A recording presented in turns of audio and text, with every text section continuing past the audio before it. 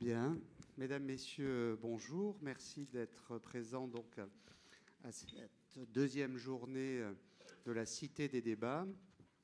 Et doublement merci car vous vous êtes levés et vous nous avez rejoints pour un sujet aussi énigmatique que prospectif relatif à la souveraineté, puisque la question posée est quelle nouvelle souveraineté pour quelle nouvelle liberté. Donc il faudra tout le talent des éminents conférenciers qui sont présents pour tenir le pari. Donc Monsieur Gianmarco Monsellato, président de Loi de France et Afrique francophone, Monsieur Pierre-André de Chalandard, qui est président directeur général de Saint-Gobain. Pardon ? Président. D'accord, président. D'accord. Jean-Paul Moiselier, monsieur Jean-Paul Moiselier, qui est directeur général adjoint du Crédit Agricole. Voilà. Et monsieur Patrick Martin, qui est président délégué du MEDEF. Voilà. Donc, sur le format, nous allons pouvoir écouter les intervenants pendant 6 minutes chacun, suite à quoi nous aurons des échanges. Alors, le public est souverain, donc n'hésitez pas à intervenir lorsque de besoin. Nous aurons également des questions, un débat ici sur le plateau. Voilà un peu le format tel qu'il se présente. Alors, juste avant d'écouter les intervenants, peut-être que quelques remarques sur le sujet. Quelle nouvelle souveraineté et quelle nouvelle liberté. Bon, juste une petite remarque sur l'ambiguïté du terme de souveraineté, car il prend souvent une connotation très absolue. Un pouvoir souverain, c'est un pouvoir qui ne se reconnaît pas de supérieur. Il a une charge marquée par la transcendance, et donc un pouvoir qui s'affirme souverain, parfois est souverainiste. Donc il n'a pas pour volonté de coopérer, dans tous les cas d'être immergé dans des interdépendances, et cela est source de bien des malentendus, évidemment, puisque la réalité d'un pouvoir qui se maîtrise, qui maîtrise un certain nombre de ressources, n'est pas absolue, elle est toute relative, elle est moins juridique que politique, et donc on parle de plus en plus, et l'Union européenne se réfère à ceci, d'autonomie stratégique, puisque c'est désormais la doctrine de l'Union européenne. Donc l'autonomie s'envisage par rapport à l'hétéronomie. Nous sommes dans des interdépendances, et à partir de ce moment-là, ce qui va compter, ce sont les rapports de force, mais aussi la coopération. Donc c'est une conception plus relative de la souveraineté qui est pertinente, qui est efficace, surtout lorsque les échanges s'affirment à une échelle plus globale, qu'ils sont financiarisés, qu'ils sont numérisés, et cette nécessité de la coopération, de l'acceptation de l'interdépendance est encore plus grande lorsque des crises marquées par l'inconnu se présentent à nous, et parfois de façon brutale. On aura l'occasion de parler de la crise énergétique, de la crise écologique, évidemment. Et nous voyons bien également ce qui se produit lorsque une conception nationaliste de la souveraineté peut produire des guerres aux portes de l'Union européenne. Voilà, donc je voulais faire ces quelques remarques préliminaires, et je vais tout de suite céder la parole à monsieur Gianmarco Monsellato pour la première intervention. Très bien, merci, bonjour à toutes et à tous. Alors, nouvelle souveraineté, le mot nouveau est intéressant parce que c'est vrai que c'est un sujet qui revient sur le devant de la scène après avoir longtemps été considéré comme obsolète. Un exemple à côté de nous, dans un pays que je connais bien, l'Italie. Pour la première fois dans l'histoire politique de ce pays, la campagne politique s'est faite autour de la notion de souveraineté, ce qui n'est pas du tout un sujet d'habitude en Italie. Alors pourquoi ? Sans doute parce qu'on associe naturellement la souveraineté à l'État et que ces dernières années, l'État est redevenu sur le devant de la scène. Le Covid d'abord, où il y a eu un temps de forte que l'État gère la santé, soutienne l'économie. L'attente a été remplie, mais en même temps, on a bien vu la frustration des citoyens quand il fallait produire le carnet de santé pour sortir, les contrôles administratifs. Donc ça renvoie aussi, souveraineté et liberté, à un équilibre qui peut paraître instable. Et ce retour de l'État sur le devant de la scène, amplifié par l'invasion de l'Ukraine et le retour du tragique dans l'histoire européenne, fait qu'on s'interroge sur quelle souveraineté aujourd'hui, qu'est-ce qu'on attend comme souveraineté et quelles conséquences sur la liberté. Et en France, c'est particulièrement important parce que, effectivement, l'État français s'est toujours défini dans une notion de souveraineté à tel point que, franchement, on l'utilise un peu à toutes les sauces et ça camoufle d'autres sujets. Alors, je vais prendre un exemple très léger, mais qui n'est pas complètement innocent. Montre à quel point la souveraineté peut être une notion dévoyée. J'ai appris cet été, je ne le savais pas, qu'un des piliers de la gastronomie française, la moutarde, était dépendante du Canada. Vous voyez, des graines brunes au Canada qui sont absolument fondamentales pour ce condiment, j'ignorais complètement. Et du coup, j'ai suivi l'actualité cet été, on parlait de la souveraineté alimentaire française, dépendante du Canada. J'espère qu'on ne va pas envahir le Canada pour garantir notre souveraineté culinaire. Mais on revient à deux choses, c'est qu'on est quand même interdépendant, même pour la moutarde. On a besoin des autres et qu'on peut se décréter souverain, ce n'est pas pour autant qu'on arrive à être libre et à pouvoir faire quelque chose. Et plus sérieusement, je me rendais compte ce matin qu'en fait, on est 30 ans après le débat de Maastricht. Si vous vous souvenez, pour les plus âgés, entre le président Mitterrand et Philippe Séguin, débat qui portait sur la souveraineté de la France vis-à-vis de l'Europe. Et je constate que 30 ans après, on n'a pas tellement avancé en fait dans la réflexion. On est toujours un peu sur les mêmes sujets. Parce que si on prend des sujets plus sérieux que la moutarde, le militaire, sujet qui n'existait pas il y a 30 ans, les GAFA, la souveraineté numérique, sujet qui n'existait pas il y a 30 ans, la sécurité en Europe avec la Russie et l'Ukraine, on se pose des questions, effectivement, quelle souveraineté, de quoi on parle et est-ce qu'on en a les moyens. Et là-dessus, il faut être pragmatique et faire un examen de conscience. Parce que si on prend la France, mais aussi l'Europe, on confond souvent souveraineté et créativité réglementaire. Ou plan. La France, la souveraineté, c'est le plan. Donc avec l'Europe, on les a convaincus qu'il fallait réguler les GAFA et on a voulu faire un GAFA français avec le cloud souverain, ça n'a pas fonctionné. Donc que la volonté du plan ne marche pas toujours. Mais on a convaincu l'Europe de se positionner comme arbitre, non pas d'agir, parce qu'on n'a pas de champion du numérique européen, ça n'existe pas. Donc de vouloir réguler ce marché, c'est réguler les usages. Et c'est vrai que l'Europe est un arbitre aujourd'hui en Europe. Le seul problème, c'est que l'arbitre, il ne gagne jamais le match et que vous n'êtes ni souverain ni libre quand vous ne jouez pas. Et qu'on ne pourra pas créer une souveraineté pour une liberté si on ne part pas dans un esprit de conquête, ce qui suppose de faire un examen de conscience, si on prend la France, de partir de la réalité pragmatique. On a une dette publique de 98% du PIB, dont environ la moitié est détenue par des non-résidents. On a un déficit commercial record de 1300 milliards d'euros. Oubliez les chiffres, ça veut dire qu'on dépend beaucoup plus des autres qu'ils ne dépendent de nous. Ce qui pose la question dans ce contexte-là, de quelle souveraineté on peut espérer construire. Et là-dessus, pour ma part, j'ai trois convictions. C'est que la première, c'est que la souveraineté ne peut se concevoir qu'en coopération.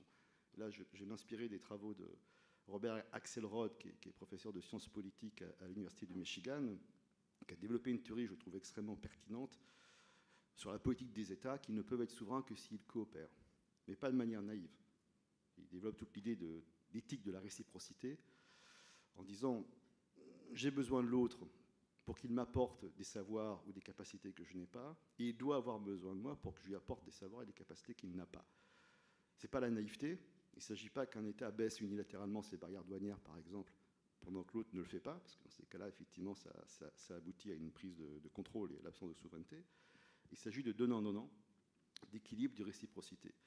Et dans le monde aujourd'hui, qui est un monde de grands ensembles, États-Unis, Chine, demain Inde, la souveraineté peut se concevoir qu'en coopération, d'abord au sein de l'Europe, coopération bilatérale, France-Allemagne. L'Allemagne est plus riche que nous, mais on a plus de souveraineté énergique que l'Allemagne. Donc il y a quelque chose à construire d'intelligent entre les deux pays. quand l'Espagne, par exemple, a découplé le prix de l'électricité espagnole du prix du gaz pour baisser le prix de l'électricité, ils ne l'ont pas fait tout seuls. Ils ont discuté avec la Commission européenne, expliquant que leur marché était quand même très spécifique, donc ils pouvaient se le permettre. La Commission les a soutenus, ça a permis de trouver une solution, mais en bonne intelligence avec ses voisins. Donc cette éthique de la coopération, cette nécessité de coopération, elle va fonder la souveraineté est essentielle. La seconde conviction, c'est que, c'est la conclusion du débat de Maastricht il y a 30 ans, c'est que la souveraineté, elle ne peut être qu'européenne, en réalité.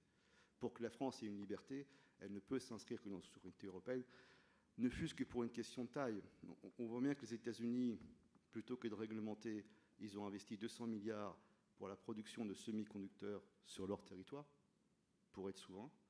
Bon, l'Europe investit 40 milliards, on est quand même un peu loin du compte, même si en France, on aura une usine de semi-conducteurs en France, donc très bien. Mais on est loin du compte, mais on voit bien que déjà l'Europe a du mal à suivre la course. Ce n'est pas la France toute seule qui a la moindre chance de compter dans ces équilibres de grande taille. Et au niveau européen, on peut avoir un débat. La souveraineté, les plans sur le développement énergétique, de l'hydrogène, on parle d'avions à hydrogène en 2050, c'est un petit peu tôt, mais on peut rêver. Pour qu'Airbus puisse le faire, ça ne peut fonctionner qu'avec une coopération européenne. D'ailleurs, Airbus n'existe que parce qu'il y a coopération européenne. Ariane Espace, on envoie des satellites dans l'espace qui sont clés pour notre souveraineté. Ariane Espace ne peut pas lancer de satellites sans AWS, Amazon Web Services. Mais là, on peut discuter d'égal à égal à Amazon quand on est l'Union européenne. On est dans un rapport de souveraineté de deux acteurs puissants, parce que c'est bien ça le sujet de la souveraineté, qui peuvent collaborer, qui peuvent se construire ensemble, et Amazon ne peut pas se permettre de se fâcher avec l'Union européenne. Et l'Union européenne a besoin d'Amazon pour lancer ses satellites. Et la troisième conviction, et c'est un peu une contradiction par rapport à ce que je disais sur la créativité réglementaire, c'est que la souveraineté, en tout cas, elle aura besoin à un moment donné de la norme, surtout sur les sujets qui sont face à nous. On parle beaucoup de la souveraineté par rapport aux enjeux de changement climatique, aux enjeux de liberté que ça pose. Enfin, on ne va pas traiter les enjeux de changement climatique ou de changement de modèle social tout seul, de manière isolée, à l'albanaise, souverain mais impuissant. J'ai rien contre l'Albanie, hein, mais c'est l'exemple de la théorie. On n'y arrivera pas. C'est-à-dire que si en France on dit, ben voilà, moi je vais mettre 10 éoliennes dans un champ, c'est très très bien, mais je ne prends pas en compte l'empreinte négative que ça produit en Chine, je ne prends pas en compte l'impact sur la biodiversité, je ne rends pas service à mes voisins, et je rends service à personne. Mais pour qu'on arrive à faire quelque chose d'intelligent ensemble, encore faut-il qu'on parle le même langage. Et c'est là que l'harmonisation des normes, plus que la création de normes, qu'on parle le même langage entre les différents pays, notamment sur la transition écologique, est absolument fondamental. Sinon, chacun va faire son truc dans son coin, va s'isoler, et à la fin, on se rendra compte que ça n'a servi à rien. Donc la norme pour permettre à tout le moins aux pays européens de parler la même langue, de faire des investissements comparables, de coopérer, parce qu'on ne peut pas coopérer si on ne parle pas la même langue, elle est fondamentale pour cette souveraineté et cette liberté. Et je conclurai sur le rôle de l'entreprise, parce que c'est forcément le sujet qui me tient le plus à cœur. L'entreprise, elle est naturellement dans ce débat, parce que l'entreprise, elle ne peut que coopérer. Vous coopérez avec vos clients, vous coopérez avec vos fournisseurs, avec vos équipes évidemment, votre écosystème, elle est nativement un système d'écosystème. Donc, et l'entreprise, on compte beaucoup sur elle, parce que réaliser une chose, c'est qu'aujourd'hui, dans les 10 premières institutions mondiales, la majorité sont les entreprises.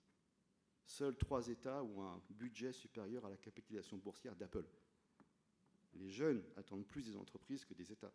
Donc l'entreprise dans un écosystème sur lequel la société se repose beaucoup pour créer cette liberté et cette souveraineté, l'acte d'entreprendre étant un acte de liberté, elle est au cœur de ce système. Et en mot de conclusion, je dirais que c'est le côté amusant, c'est que Deloitte se trouve être un laboratoire fascinant, cette théorie de la coopération dans la souveraineté. C'est que Deloitte France est un acteur souverain. J'ai aucun actionnaire étranger chez moi, c'est que mes opérateurs. Je suis un des seuls groupes français qui peut dire que je suis complètement souverain. Sauf que c'est vrai aussi de Deloitte Angleterre, Deloitte États-Unis, Deloitte Chine, on est tous souverains. Et pourtant, il faut qu'on coopère. Il faut qu'on ait les mêmes normes qualité, la même façon de travailler, on porte la même marque, les mêmes valeurs.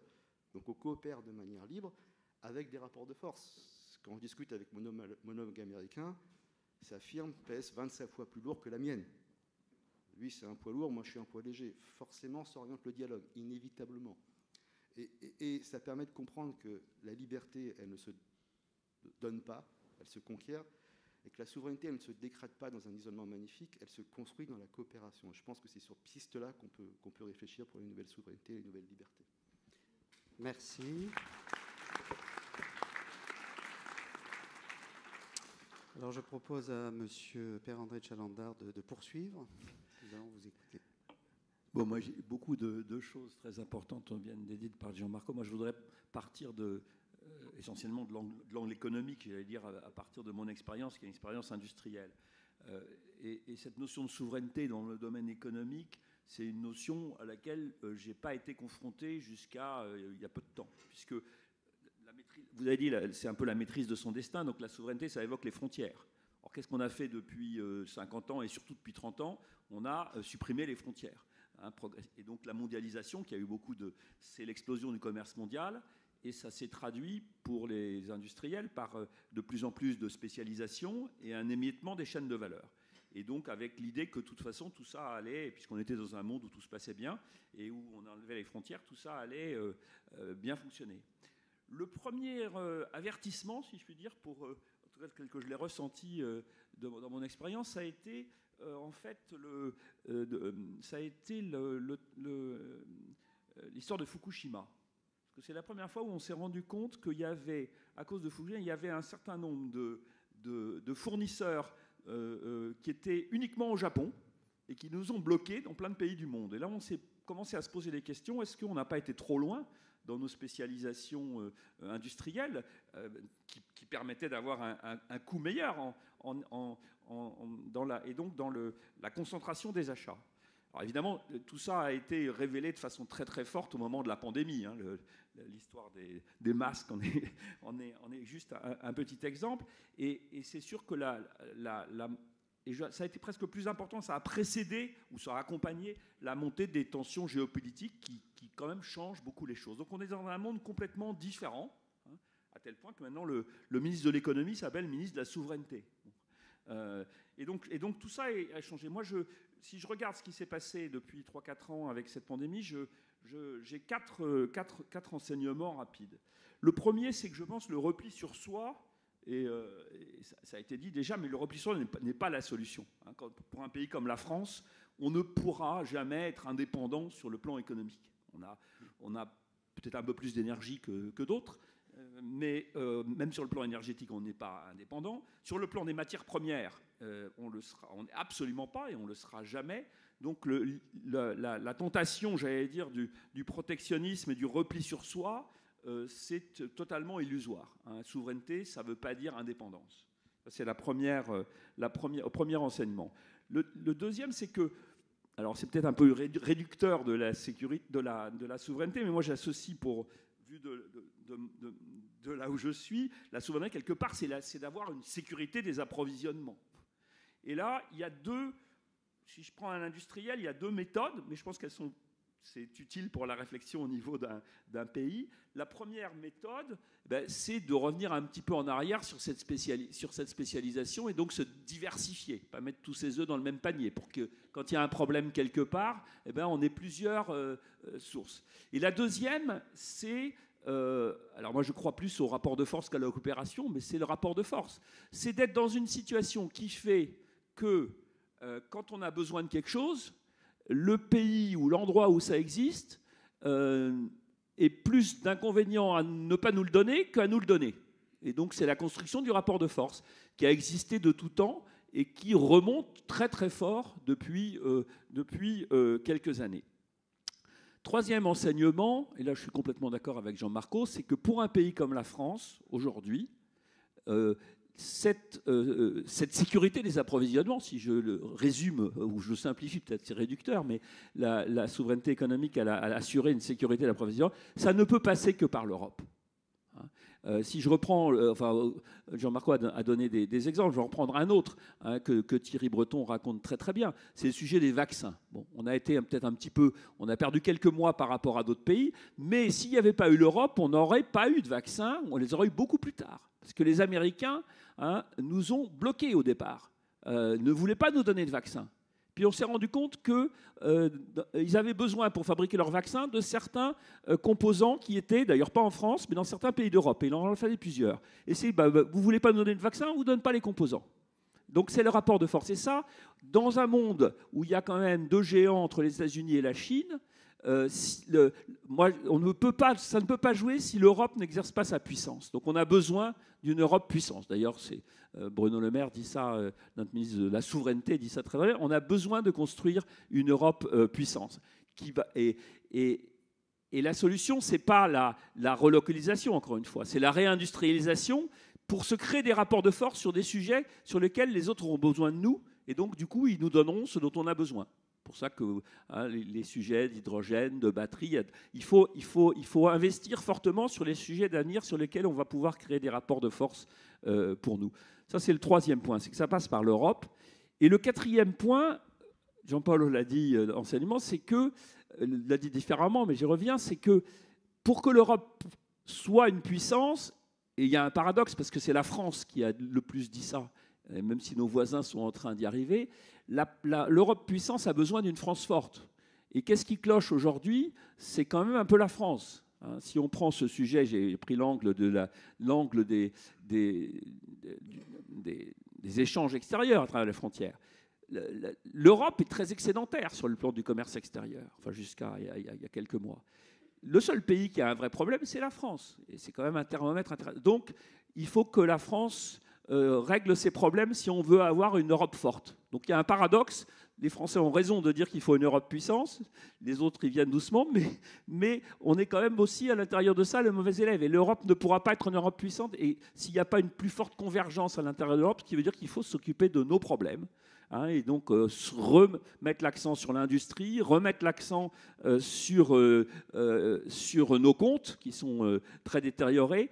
Et donc l'Europe forte a besoin d'une France qui règle ses problèmes. Ça, c'est le quatrième point. Voilà quelques enseignements.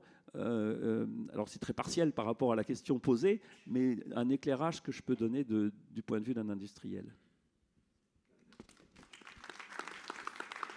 Merci à vous de cette contribution, alors qui place le regard sur l'enjeu industriel qui, comme vous l'avez dit, est très déterminant pour la suite et pour nous. Nous allons passer à un autre enjeu qui est tout aussi déterminant, c'est l'enjeu du numérique. Et nous allons donc écouter M. Jean-Paul Mazoyer. Merci beaucoup. Moi, je voudrais repartir d'une phrase de John Marco tout à l'heure, parce qu'il nous disait on dépend des autres beaucoup plus qu'ils ne dépendent de nous. Je voudrais juste lui faire remarquer qu'ils sont beaucoup plus nombreux. Et c'était sans doute une des raisons. La souveraineté est un sujet qui, jusqu'à il y a encore quelques années, était dévolu aux partis qui étaient loin du centre de gravité de notre démocratie. Et à l'aune de la crise sanitaire, on s'est aperçu combien ce thème devenait central dans nos approvisionnements. Ça a été dit par John Marco et Pierre-André. Et c'est devenu aujourd'hui une réalité. Mais non pas comme un élément de repli sur soi, ce qui a été évoqué, mais au contraire comme un élément de légitimité et de stratégie pour des blocs, pas forcément des pays. Je partage l'avis que cette souveraineté de la France ne peut s'exercer qu'à l'intérieur d'un cadre européen. Vous l'avez certainement entendu, le gouvernement a fait de la souveraineté l'une des 4 priorités de 2022, en disant que la France devait retrouver le chemin de sa souveraineté dans les domaines énergétiques, industriels, alimentaires, numériques et culturels. Alors le banquier que je suis considère qu'il y a une souveraineté également qui n'a pas été citée mais qui est très importante, c'est la souveraineté économique, et je pense que M. Martin en parlera également tout à l'heure, et la souveraineté financière. Vous l'avez omis de le dire, je suis également président du GIE Carte Bancaire, et s'il y a un domaine aussi sur lequel on a besoin de notre souveraineté, c'est celui des paiements, on pourra en parler aussi, au niveau français ou au niveau européen. Et il n'y a pas de système fort pour soutenir les entreprises sans un système financier puissant également. Et on voit bien le rôle de nos banques, qui font partie des très très grandes banques mondiales, pour soutenir ce développement économique. Petit passage un peu de pub. Le Crédit Agricole, c'est le premier employeur privé en France. C'est le premier financeur de l'économie française. Et puis, on a plaisir à le dire, c'est le premier contributeur fiscal et social en France, pour tous les impôts que l'on paye en En France, il faut savoir que 75% de notre activité est sur le territoire français. Donc s'il y a un sujet sur lequel on est vraiment sur la souveraineté, le Crédit Agricole est évidemment concerné par ça. Vous me posiez la question sur le numérique. Il faut d'abord comprendre que la transformation digitale, numérique de nos organisations, que ce soit l'État, les entreprises, c'est partout. Et il faut comprendre cette transformation numérique comme le fait de saisir les opportunités que nous offre la technologie pour transformer nos organisations et être plus efficaces. C'est ça la transformation numérique. C'est vraiment cette partie-là. Or, on s'aperçoit que sur des éléments fondamentaux du numérique, on n'est pas dans une position de souveraineté. Le premier, ça a été cité par Gianmarco, c'est les microprocesseurs. Ce qui a révolutionné nos vies, ce sont les microprocesseurs. Moi, au début de ma vie, il n'y avait pas de microprocesseurs, ou quasiment pas. Aujourd'hui, il y en a partout. Le micro que je tiens est bourré de microprocesseurs, la caméra qui nous filme aussi, les écrans qui sont devant nous également. Il y en a absolument partout, et c'est véritablement quelque chose qui est majeur. En 1990, 60% de la production des microprocesseurs était en Europe. Aujourd'hui, c'est 10%. Et à l'époque, c'était 60% en Europe, 35% aux États-Unis, je crois. Aujourd'hui, il y a entre la Chine, Taïwan et la Corée, c'est 80, je crois, 70 ou 80% de la fabrication. Et aux 200 milliards, effectivement, du plan américain pour retrouver de la souveraineté sur les microprocesseurs, l'Europe a répondu en disant 43 milliards à travers un Chips Act récemment.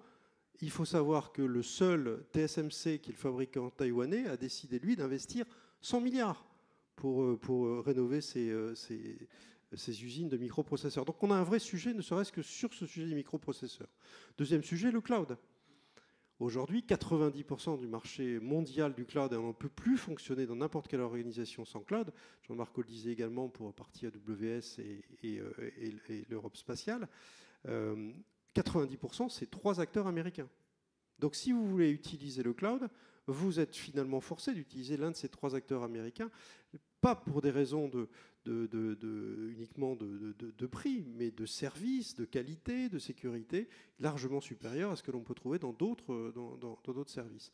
Je ne vous parle pas des télécommunications, où là récemment, l'Ukraine a décidé de basculer en l'espace de quelques jours l'ensemble de ses infrastructures informatiques, d'abord dans le cloud américain et ensuite sur des communications SpaceX, le réseau Starlink, de manière à ne pas avoir de problème, et ça a plutôt bien fonctionné. Donc on voit que ces deux sujets, ne serait-ce que les microprocesseurs et cloud, nous amènent dans une situation où on n'a pas notre souveraineté par rapport au numérique. On pourra revenir sur tous ces sujets, évidemment, en question-réponse. Alors l'Europe s'engage dans une voie aujourd'hui qui consiste à retrouver progressivement sa souveraineté sur ces sujets. Je crois qu'il y a effectivement une analyse importante à faire sur la situation dans laquelle on se trouve aujourd'hui et sur la capacité à le faire. Les rapports de force qu'évoquait Pierre-André, je partage évidemment ça. Le principal actif dans ce rapport de force aujourd'hui pour les Européens, c'est son marché et la capacité de dire j'ai 300 millions d'acheteurs potentiels de vos produits, ce qui est assez faible dans le rapport de force finalement, mais qui néanmoins compte. Un certain nombre d'actes. Par la norme, on essaye de retrouver cette souveraineté. On a sur le numérique lancé un certain nombre de sujets, le RGPD, ce qu'a fait Thierry Breton depuis qu'il est à l'Europe. Donc on a un certain nombre de sujets qui nous permettent petit à petit de dire on veut retrouver notre souveraineté. Mais le RGPD est par exemple totalement orthogonal avec les lois américaines. Une entreprise qui utilise un cloud américain est en contradiction avec le RGPD. Donc on se retrouve dans des situations qui sont assez étonnantes. Voilà un certain nombre de sujets qui sont intéressants. Et puis pour en revenir sur l'actualité à travers des décisions... J'en cite une en écho avec l'Europe spatiale. La Banque centrale européenne vient de décider d'attribuer pour la création de l'euro digital, qui est quand même l'élément central de notre souveraineté, c'est quand même la monnaie. Et là, on va créer un euro digital. Pareil, on pourra évoquer tous ces sujets-là. La Banque centrale européenne vient de choisir 5 organisations, dont une, c'est Amazon. Donc même sur ces sujets qui sont éminemment centraux dans notre souveraineté, on a du mal de temps en temps entre les convictions et les actes qui sont pris. Ça fait partie des débats qu'on pourra ouvrir. Merci. Merci, Monsieur Mazoyer. Monsieur Martin, il vous revient presque de conclure. Certainement pas. Donc, bonjour à toutes et à tous. C'est toujours très compliqué de passer le dernier parce qu'en définitive, tout a été dit et je partage absolument ce que les uns et les autres ont pu exprimer. Je voudrais commencer par vous rapporter une anecdote. Dès début 2019, avec Geoffroy Roux de Bézieux au MEDEF, nous avons installé un comité souveraineté et sécurité économique. On parle de 2019, on ne parle pas de 1919. Il y a simplement 3 ans. Et ça a suscité des commentaires un peu interrogatifs, voire un peu sarcastiques,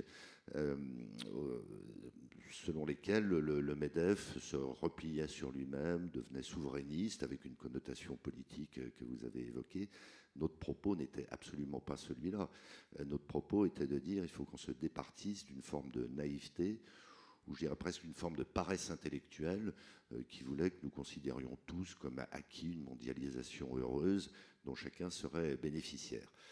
Les faits nous ont malheureusement donné raison avec ce qu'évoquait bien sûr Pierre-André de Chalandard, l'affaire des masques, plus globalement ce que la pandémie nous a fait éclater à la figure quant à notre dépendance, et puis ce qui se passe dorénavant de tragique autour de l'Ukraine vient conforter cette analyse. Le propos n'est pas du tout de dire qu'il faut que nous nous replions sur nous-mêmes. Il est évidemment de dire au contraire que l'Europe doit être la maille sur laquelle nous devons nous appuyer. Alors je ne vais pas vous exprimer les 7 piliers de la sagesse, ça a déjà été fait et j'en serais incapable, mais vous dire ce qui, selon moi, selon nous, correspond aux 6 piliers de ce que doit être une souveraineté libre. Alors il y a un premier enjeu qui a été évoqué, pardon d'être un peu répétitif, qui est celui de l'énergie et des matières premières. Alors on le vit cruellement, l'industrie singulièrement le vit cruellement en Europe, j'insiste là-dessus à l'heure actuelle, quand on appelle de nos voeux, et il le faut impérativement, la réindustrialisation de l'Europe, mais singulièrement de la France, mais que les industriels américains achètent ce jour-ci leur gaz 6 fois moins cher que les industriels européens. Il ne faut pas se raconter d'histoire. On a un risque majeur de surcroît de désindustrialisation de notre pays. Quand on se livre à des débats qui sont fondés, mais qu'il faut appréhender avec beaucoup plus de rationalité sur nos approvisionnements en matières premières, quand finalement, tardivement, simplement fin 2021, le gouvernement confie d'ailleurs à 2 chefs d'entreprise, Philippe Varin, un rapport sur notre dépendance et notre indépendance en matière de métaux rares, et un autre chef d'entreprise, Philippe Darmaillan, un rapport sur notre indépendance énergétique. Ça traduit quand même l'impréparation ou l'inconscience d'un certain nombre d'acteurs, y compris publics, dans notre pays. Mais on doit gérer nos contradictions, ici comme ailleurs. Je vous cite quelques exemples. On a en France un des gisements de tungstène les plus riches du monde. Il est dans l'Ariège, dans une localité qui s'appelle Salaud. Cette mine a été exploitée, elle a été arrêtée. On sait tous qu'on a besoin notamment de tungstène. Eh bien, cette mine, très probablement, ne rouvrira pas parce que, à tort ou à raison, un certain nombre d'associations, notamment environnementalistes, s'opposent à la réouverture de cette mine. Tout le monde étant conscient qu'on a absolument besoin de tungstène. Je vous cite juste un autre exemple, qui est assez polémique, j'en suis conscient, qui est celui de la mine d'or de la Montagne d'Or en Guyane. On a tous en tête que l'or est également un matériau industriel, ce n'est pas que pour l'orfèvrerie. Eh bien, ce projet qui, sur le plan environnemental, est parfaitement maîtrisé, au même moment où des orpailleurs balancent des produits toxiques à longueur de journée dans la jungle guyanaise, eh bien, ce projet n'aboutira probablement pas.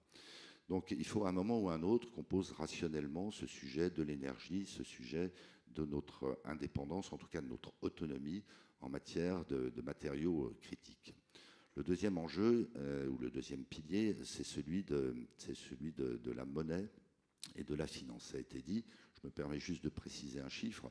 La dette publique française, évidemment, est détenue à plus de 50% par des créanciers étrangers, mais parmi ces créanciers étrangers, majoritairement des créanciers non européens. 41% de la dette publique française est détenue par des créanciers non européens, ni français, ni européens.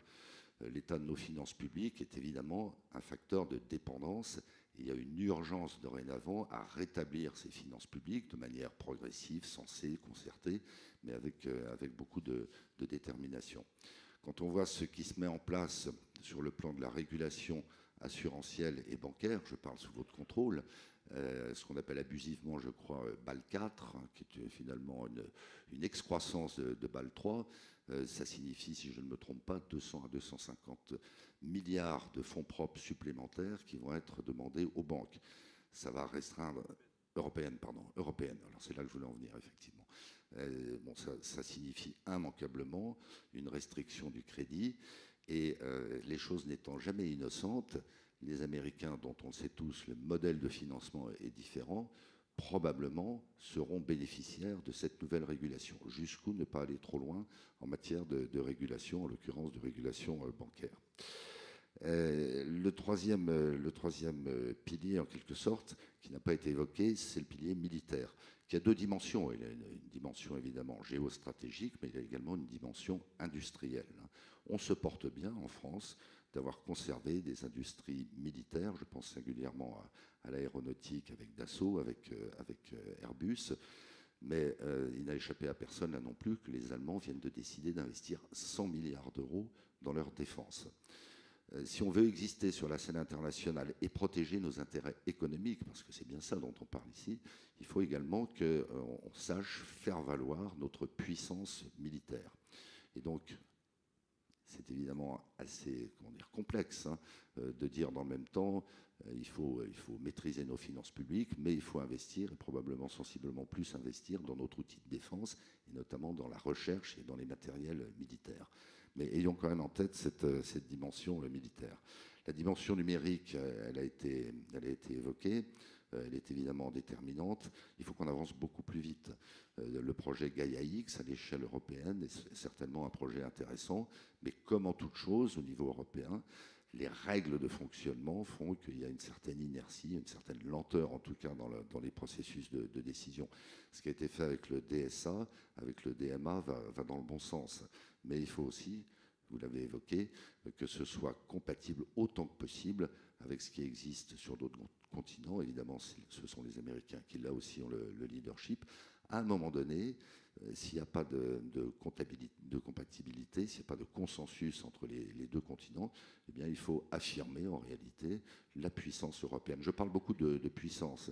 Pierre-André de Chalandard a parlé de rapport de force, c'est sans doute une expression plus acceptable, mais je pense qu'il faut que nous réassumions cette notion de puissance, non pas dans une perspective belliqueuse, agressive, mais parce que la réalité est là, on est dans des rapports de force, on est dans des rapports de puissance entre les grandes plaques, bien sûr, géopolitiques, mais également économiques.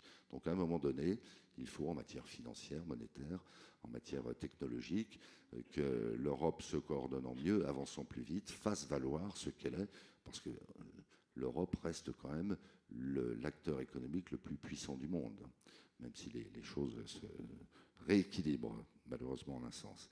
Et puis je finirai en parlant, et ça va peut-être vous surprendre, d'une dimension qui, à mes yeux, est la plus importante, qui est la dimension culturelle. Je cite là aussi une anecdote. Je pense qu'il a été assez malencontreux, il y a bien longtemps déjà, que le président de la République, à l'époque, Valéry Giscard d'Estaing, c'est vous dire si ça date, dise que la France était devenue une puissance moyenne et que nous ne représentions plus, à l'époque, que 1% de la population mondiale. C'est objectivement vrai, c'était objectivement vrai, mais ça envoyait un message un peu défaitiste, un peu résigné, je dirais, à nos concitoyens, dont je fais partie d'ailleurs. Ce que je veux dire par là, c'est qu'on a, en France singulièrement, on a cet état d'esprit qui est assez malencontreux et qui nous prédispose mal à ce rebond, à ce ressaisissement auquel on doit absolument procéder. C'est-à-dire qu'il y a à la fois une forme de résignation et puis une forme de nostalgie. Il faut que dans les têtes de nos concitoyens, y compris quand on parle d'industrie, y compris quand on parle d'énergie, il y a cette prise de conscience et qu'on s'embarque tous, qu'on embarque en tout cas nos concitoyens autour de cette perspective de ressaisissement, de rapport de force, de puissance, j'insiste à nouveau, hein, pas du tout dans une logique belliqueuse. On a des atouts assez extraordinaires. Le MEDEF, l'année dernière, a lancé une initiative autour de la francophonie économique. C'est spectaculaire de voir comme le Commonwealth prospère. Alors, on verra ce que le décès d'Elisabeth II va provoquer de ce point de vue, mais ce n'est pas le propos du jour. La francophonie économique, c'est 400 millions d'habitants, c'est 14% du PIB mondial.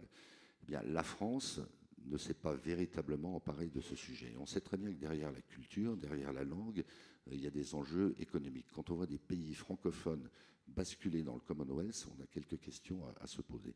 Voilà, mon propos, c'est de dire qu'il faut donner de la cohérence, il faut donner une perspective positive autour de tous ces enjeux. Et je finis par une dernière illustration. Ma propre entreprise travaillait en Iran. L'Iran, pour des raisons qu'on peut comprendre, est blacklisté en fait à l'initiative des Américains. Séance tenante, mon entreprise a dû se replier d'Iran. Pourquoi ? Parce que nos contrats bancaires comportaient une petite clause, comme on en trouve parfois, au revers d'une page, selon laquelle si nous commercions avec un pays en dollars, avec un pays blacklisté, tous nos contrats bancaires seraient dénoncés. Ça représentait peut-être 1/1000 du chiffre d'affaires de mon entreprise, mais avec des perspectives très intéressantes. Eh bien, nous nous sommes repliés d'Iran parce que sous la pression américaine, il nous était interdit de travailler là-bas. Les Américains, dans le métier que j'exerce, continuent à travailler en Iran. Merci. Merci à vous, Monsieur Martin, pour en effet cette conclusion. Et vous en maîtrisez l'art puisque vous ouvrez à la fin, ce qui permet de relancer le débat. Évidemment, comme je l'ai dit tout à l'heure, le public est souverain, donc n'hésitez pas à vous manifester pour poser vos questions dès que vous le souhaitez.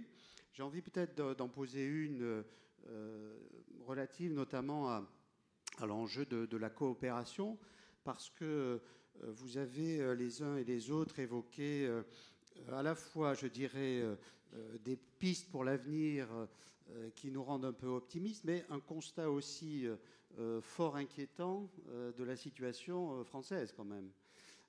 Et je mesurais en préparant un peu cette intervention que l'opinion publique est pleinement également dans une posture assez inquiète. À l'été, en juillet, 60% des Français considèrent que la France est en déclin. Et précisément, lorsqu'on identifie les facteurs repérés par l'opinion pour expliquer ce déclin, on tombe... Voilà, la première cause, c'est le déclin de l'éducation. Mais tous les autres items sont d'ordre économique. Donc il y a la question de l'industrie, la question des délocalisations, la question du commerce extérieur. Donc la conscience aujourd'hui, on va dire dans l'opinion, de la perte de souveraineté économique est forte. Et par rapport à cette question de l'interdépendance, donc des rapports de force et aussi de la coopération, l'inquiétude est venue à plusieurs reprises dans vos interventions, notamment par rapport à la capacité à coopérer dans un monde qui est de plus en plus brutal et où finalement, on le voit bien, quand une puissance ne s'accorde plus avec les règles de l'OMC, elle décide de bloquer l'institution, les États-Unis, ou de sortir. La Chine met en place sa propre régulation du commerce. La Chine refuse désormais les normes internationales en la matière et veut créer son propre système normatif. Donc comment continuer à se positionner dans l'ordre de la coopération lorsque, eh bien, finalement, on est dans des attitudes qui sont parfois de retrait et de rupture? C'est la question peut-être que je voulais vous poser. Oui, d'accord. Non, moi, je voudrais un ou deux mots par rapport à ça. C'est frappant de voir qu'on a tous les quatre le même point qui est important, c'est de dire qu'aujourd'hui, la souveraineté économique pour la France, elle passe par l'Europe. On l'a dit de façon différente, mais on a tous dit ça. Ce n'est pas toujours ce qu'on entend en France. Hein, et je vais juste prendre un exemple. Et l'Europe, elle avance qu'à un cas. J'ai pris l'exemple des vaccins où on l'a fait. Je vais prendre un exemple aujourd'hui, on ne le fait pas. J'espère qu'on va le faire, mais qui est très, très simple. La France a heureusement un peu moins besoin du gaz russe que les autres pays d'Europe. Mais n'empêche qu'aujourd'hui, chacun des pays, chacun des chefs d'État se bouscule l'un après l'autre au Qatar et dans des pays comme ça. Je pense que si on achetait notre gaz dans ces pays-là tous ensemble, on l'achèterait mieux. Voilà. Donc, et le réflexe national, je ne parle pas d'une partie des réflexes mouvements politiques, mais ce que je veux dire, c'est que cette notion de l'Europe, que c'est par l'Europe, elle n'est pas complètement hein, et à l'intérieur de l'Europe, oui, ça passe par la coopération. C'est la première chose que je voulais dire. La deuxième chose que je voulais dire, je voudrais réagir par rapport à ce qu'a dit Patrick Martin. Bien sûr, c'est très bien, ce serait formidable si on réouvrait nos mines de tungstène ou nos mines d'or. Mais je pense que sur ce sujet des matières premières, il y a une autre chose qu'il faut qu'on fasse et qu'on ne fait pas. Et je vais comparer ce que fait la Chine et ce que fait l'Europe ou la France. Les Chinois ont eu sur ce sujet des matières premières, depuis 20 ans, hein, une stratégie extrêmement claire. Pourquoi la Chine a été en Afrique? C'est pour s'assurer et un accès aux matières premières. Et nous, on est très très naïfs sur ces sujets-là. Et donc, je ne pense pas qu'on, sur les matières premières, et en particulier celle de la transition énergétique, qui va demander énormément de ces métaux, on n'arrivera pas à les avoir sur le sol européen, même en comptant la Guyane. Par contre, je pense qu'il faut qu'on invente des nouvelles manières de créer cette puissance, ce rapport de force, en allant, je ne sais pas, prendre avec des alliances avec des pays très très divers, pour assurer que quand il y a un problème, eh bien, les matières premières, elles arrivent chez nous d'abord au lieu d'arriver chez les autres. Et quand je dis chez nous, c'est en Europe. Donc je pense que là, il y a une politique de l'Europe aussi qui doit être beaucoup plus active. Et Patrick Martin a parlé des rapports qui ont été faits. Ça commence bien évidemment par cette cartographie qu'on n'avait même pas fait. On le fait un peu dans les entreprises. Et la cartographie des risques, c'est quelque chose que les cabinets d'audit nous ont poussé à faire depuis des années. Au niveau des pays, on est balbutiant. Et quand je compare par rapport à ce qu'ont fait les Chinois sur ces sujets-là, on a besoin de se réveiller. Si je peux rebondir. Mon propos était anecdotique et délibérément caricatural quand je parle de cette mine de tungstène. Enfin, on a aussi du lithium, etc. Ce que je voulais pointer du doigt, c'est l'incapacité à ce jour que l'on a à poser rationnellement les sujets dans un débat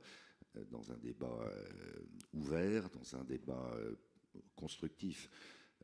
On veut plus de logements, mais on n'en veut pas à côté de chez soi. On veut plus de nucléaire et d'énergie renouvelable, mais on n'en veut pas à côté de chez soi. On veut plus d'usines, mais pas à côté de chez soi. À un moment donné, il faut quand même mettre carte sur table, et je le redis, apporter de la rationalité dans ce débat-là. Après, il est évident qu'on ne pourra pas être indépendant, même l'Europe, dans son entièreté, ne pourra pas être totalement indépendante sur un certain nombre de ressources absolument stratégiques. Mais ça renvoie à ce qu'on a évoqué les uns et les autres, la souveraineté financière et monétaire. Je cite là aussi un exemple. En Afrique, la France, l'Europe perdent régulièrement des marchés parce que la Chine, mais pas que la Chine, propose des conditions de financement qui relèvent en réalité du dumping. Je pense en particulier à un gros projet d'établissement hospitalier en Côte d'Ivoire. Ce sont les Asiatiques qui ont pris ce marché, alors que techniquement, l'offre française était reconnue comme étant la meilleure. Ça renvoie aussi à ce que j'ai évoqué sur la puissance militaire. On voit bien ce qui se passe en Afrique. Il y a Wagner, mais il n'y a pas que Wagner. Et si on ne peut pas rassurer au cas par cas, un peu contraindre nos partenaires, en l'occurrence en Afrique, mais ça peut être vrai dans d'autres régions du monde, en leur disant, écoutez, si vous avez un pépin, on est là et on a les moyens de nos ambitions, bien évidemment, les cartes sont un peu brouillées. Je voudrais rebondir sur les propos de Pierre-André de Chalandard sur un sujet sur lequel la souveraineté a été parfaitement obtenue au niveau français et on a du mal à la mettre à un niveau européen, c'est celui des paiements. Il y a de nombreuses années, quelques décennies, les banques françaises ont créé un GIE qui s'appelle carte bancaire et qui permet, personne ne le sait, qu'à peu près 80% des transactions cartes en France soient exclusivement français. Depuis, de nombreux pays se sont amusés à faire ça. La Russie l'a fait avec un système qui s'appelle MIR pour échapper aux sanctions et aux embargos américains qui faisaient que si vous payez avec une carte Visa, Mastercard ou American Express, vous pouvez être bloqué dans votre paiement entre un porteur et un commerçant. En France, 80% des transactions sont exclusivement françaises et sont sous l'égide donc de cartes bancaires. Les cartes que vous possédez tous dans vos portefeuilles sont des cartes qui sont dites co-brandées, c'est-à-dire qu'elles sont à la fois carte bancaire et en général Visa ou Mastercard. Tout simplement parce que dès qu'on sort du territoire français, vous ne pouvez plus payer avec le système carte bancaire et vous passez sur le deuxième système de votre carte qui est celui de Visa ou de Mastercard. L'Europe a essayé de faire exactement... Donc souveraineté totale. Là, au niveau français, on a une souveraineté, pas totale, mais qui est très très forte pour permettre ces paiements entre nous. C'est un élément majeur, parce que ça permet effectivement pour les commerçants d'être assurés d'être payés. On a essayé de faire la même chose au niveau européen. C'est-à-dire qu'il y a eu un projet qui s'appelle l'Initiative européenne des paiements, qui a consisté à dire mais pourquoi est-ce qu'on ne ferait pas la même chose entre nous et de créer un scheme, c'est-à-dire un système qui permet d'avoir ces systèmes de paiement, exactement la logique de carte bancaire, mais cette fois-ci au niveau pan-européen. 31 institutions financières européennes se sont mises ensemble pour essayer de faire ça. Mais ça a bloqué en fait sur les positions de départ, sur la vision que l'on avait. Et puis ça a commencé, une des banques, pour ne pas la citer, mais c'est une banque espagnole, a commencé à dire non, moi, puis aidé en cela par un acteur américain, a dit non, j'ai pas envie d'aller dans ce système, c'est trop coûteux, ça sert à rien. Et petit à petit, par un effet de domino, le système est tombé. Et aujourd'hui, on se retrouve dans une situation où on n'a pas, finalement, plus de projet à un niveau européen pour assurer notre souveraineté en matière de paiement au niveau européen. Et on s'en remet systématiquement à Visa ou à Mastercard. Dès que vous passez de France en Allemagne, vous allez payer avec un système américain. Sujet qui est particulièrement ennuyeux pour ça. On va essayer de relancer ça, on va essayer d'avoir d'autres considérations. Mais voilà un exemple où la souveraineté française, qui est dans un périmètre franco-français dans un premier temps, est réussie. On a du mal à le proposer et à le faire de façon concrète au niveau européen. J'aimerais revenir sur le thème que vous avez évoqué, du déclin. Ça fait plus de 50 ans que les Français estiment que le pays est en déclin. Alors il y a des raisons d'histoire longue à ça, mais ça fait très très longtemps que les Français estiment que leur pays est en déclin, quand bien même encore à la date d'aujourd'hui, la France a un poids anormalement élevé dans l'économie mondiale, puisqu'on est un des premiers pays en termes de sièges de très grands groupes internationaux. Et pourtant, ce sentiment du déclin, décennie après décennie, il est là. Et encore une fois, il y a beaucoup de raisons d'histoire longue. Mais c'est une difficulté indéniable qu'il faut traiter surtout aujourd'hui. Parce qu'on n'arrivera pas effectivement à construire une souveraineté ou une liberté sans un récit qui donne envie, sans un avenir désirable. Aujourd'hui, ce que je reproche aux politiques, et pas qu'en France, objectivement, c'est qu'ils ont tous qu'un seul mode de communication, la peur. Il faut faire ça, sinon ça va être terrible. Il faut faire ça parce qu'on n'a pas le choix. Vous embarquez personne avec la peur. Ça ne fonctionne pas. Aucun chef d'entreprise ne gère son entreprise juste avec des messages sur la peur. Ça n'a pas de sens. Et je prends deux exemples qui sont fondamentaux. Un, je constate que quand les États veulent coopérer parce que c'est leur intérêt financier égoïste, ils le font très bien. En fiscalité, tous les États ont coopéré, France, États-Unis, tous, pour mettre des règles en place qui s'assurent qu'ils aient le maximum d'argent dans leur caisse. Là, ils étaient tous en train de coopérer. Mais comme un seul homme, c'était absolument spectaculaire, même la Chine. Je constate que malheureusement, sur le sujet de la transition écologique, là, c'est un peu plus compliqué. Alors là, subitement, il ne s'agit pas de faire rentrer d'argent, mais de dépenser. Là, chacun est de son côté. Non, mais moi, je suis plus intelligent. Moi, je vais faire des éoliennes. Moi, je vais faire autre chose. Et ça avance moins. Or, si on mettait les choses sur la table, si on disait qu'il ne s'agit pas de se protéger contre la fin du monde, il s'agit de construire un autre modèle beaucoup plus désirable pour nous, pour les générations futures. Oui, ça va demander de l'investissement. Oui, ça va demander de la coopération. Oui, ça va demander de parler un même langage, mais ça en vaut la peine. On aurait une autre adhésion des citoyens. Et les entreprises le font jour après jour, mais même si les entreprises sont très importantes et que les jeunes générations attendent beaucoup d'elles, ce n'est pas tout. Donc là, je pense que par rapport au déclin, il y a une vraie responsabilité des décideurs publics en France et ailleurs de bâtir un récit qui fasse envie, qui projette, de construction d'esprit de conquête.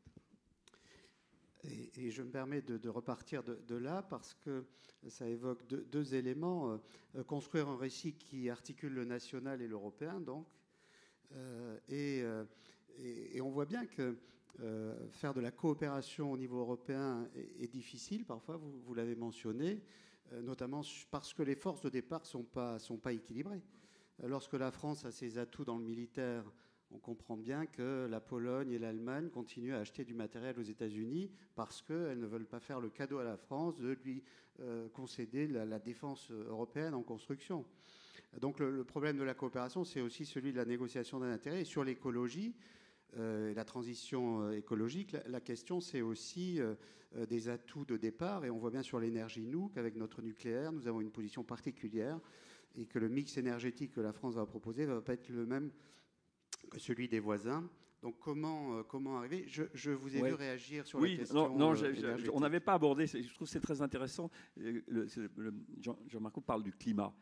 Parce que le climat, qui est un sujet majeur aujourd'hui, c'est totalement orthogonal à la notion de souveraineté, en fait. Donc par rapport à tout ce qu'on a dit, ça ne marche pas. C'est-à-dire qu'on ne pourra pas régler le climat, c'est la souveraineté de la planète. C'est-à-dire qu'en gros, le climat, si on peut faire tout ce qu'on veut dans une région du monde, si les autres ne le font pas, il ne se passe rien. Et au contraire, ça peut être pire. Donc ça ne rentre pas dans tout ce qu'on a dit. Et donc, par contre, sur le sujet du climat, on voit bien que, on progresse, mais ça va être très compliqué, que la seule manière, si l'Europe veut avancer plus vite que les autres, c'est de mettre des frontières, là, par contre. C'est le mécanisme. Alors, il est très difficile. Une fois que j'ai dit ça, sur le papier, c'est simple de dire il faut une taxe carbone aux frontières. En pratique, c'est très compliqué. Mais on voit bien que c'est la seule manière, parce que sinon, on se tire dans le pied. Et donc, on peut chercher à être les meilleurs. En France, on est encore meilleur que les autres en Europe. On ne l'a pas fait pour ça, mais il se trouve qu'avec notre programme nucléaire, on est meilleur que les autres. Mais le problème de la transition écologique, c'est que ça coûte très cher. Et qu'on a déjà, Patrick l'a dit très bien, on a un énorme problème avec la crise énergétique de compétitivité de l'Europe. Moi, je suis très inquiet aujourd'hui sur notre tissu industriel. Si on ne fait pas attention, on va avoir une nouvelle vague importante de délocalisation dans les mois ou les années qui viennent, si on ne règle pas ce problème et c'est pas comment on va faire, de différentiel de coûts énergétiques. Mais on voit bien que le climat, c'est pareil. Si on met un prix de l'énergie et du CO2 qui est élevé en Europe et qu'il n'existe pas ailleurs, on se tire dans le pied. Voilà. Donc ça, c'est l'anti-souveraineté, j'allais dire, le sujet du climat. Et donc c'est très intéressant. Mais pour retrouver une souveraineté de faire des choses, il faut remettre des frontières sur ce sujet-là.